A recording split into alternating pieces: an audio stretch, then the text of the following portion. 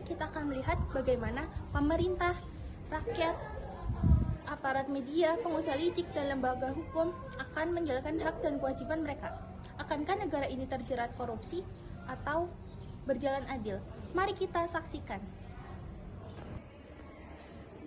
Warga sekalian, demi pembangunan sekolah, rumah sakit, jalan, mulai hari ini, rakyat wajib membayar pajak 2 poin. Pajak ini penting untuk kepentingan kas negara. Tanpa pajak, negara tidak akan bisa berjalan. Dengan pajak, kita bisa membantu rakyat miskin dan membangun fasilitas umum. Aturan resmi ini berlaku mulai hari ini. Semua rakyat harus taat. Saya akan mencatat semua pemasukan dan pengeluaran negara agar jalan dengan baik. Semoga rakyat bisa mengerti pentingnya aturan ini. Selamat siang pemirsa, kembali lagi bersama saya Siti Layla dalam acara Breaking News. Pemerintah telah resmi menetapkan pajak 2 poin per rakyat. Bagaimana reaksi rakyat? Reporter kami sudah di lapangan. Pati yang mencapai 250%. Berikutnya aku sampaikan datanya. Bayar pajak sih tidak masalah, tapi saya ingin bukti nyata, bukan hanya janji pembangunan. Benar, kami sanggup membayar, asal transparan penggunaannya. Buat beli makan aja susah, bagaimana buat bayar pajak? Anak saya aja belum sekolah, bagaimana saya mau bayar pajak? Ini gak adil. Pemerintah harus kasih kejelasan. Kalau tidak jelas, rakyat bisa menuntut. Saya bingung, bayar pajak memang kewajiban, tapi kok rasanya berat? Inilah suara rakyat, sebagian mendukung, sebagian mengeluh. Apakah pemerintah akan menanggapi keluhan ini?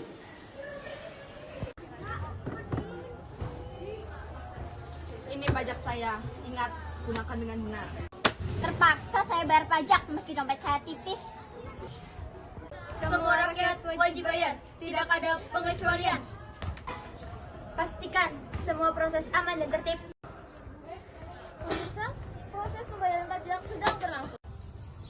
Beberapa hari kemudian, hujan mengguyur negara ini dan terjadi banjir yang sangat besar. Tolong, rumah saya hanyut, tolong! Pak Presiden, cepat turunkan bantuan, kami sudah bayar pajak. Kalau pemerintah bisa terlambat, rakyat bisa sengsara. Kami akan menggunakan sebagian pajak untuk bantuan darurat.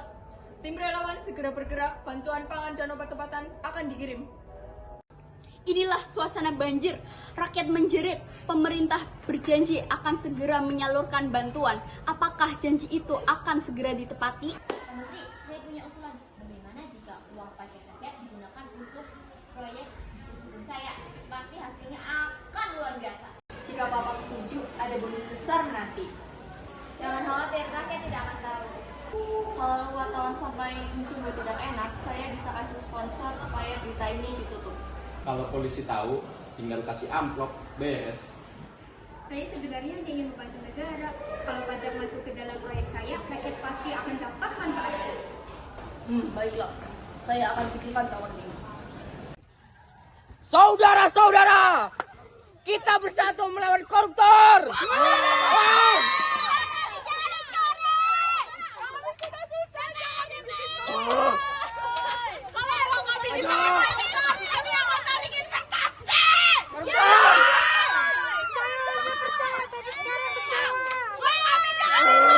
Tenang rakyat semuanya. Rakyat boleh demo, tapi jangan anarkis. Mari kita jaga kedamaian.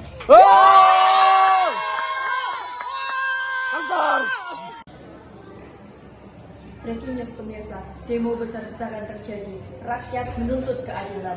Aparat berusaha menjaga ketertiban. Sidang dibuka. Hari ini kita adili kasus korupsi. Terdakwa koruptor diduga menyewa pejabat agar dana pajak dialihkan. Itu tidak benar, klien saya hanya ingin membantu pembangunan. Kami mendengar ada bukti dari media. Kami punya rekaman percakapannya, rakyat harus tahu kebenarannya.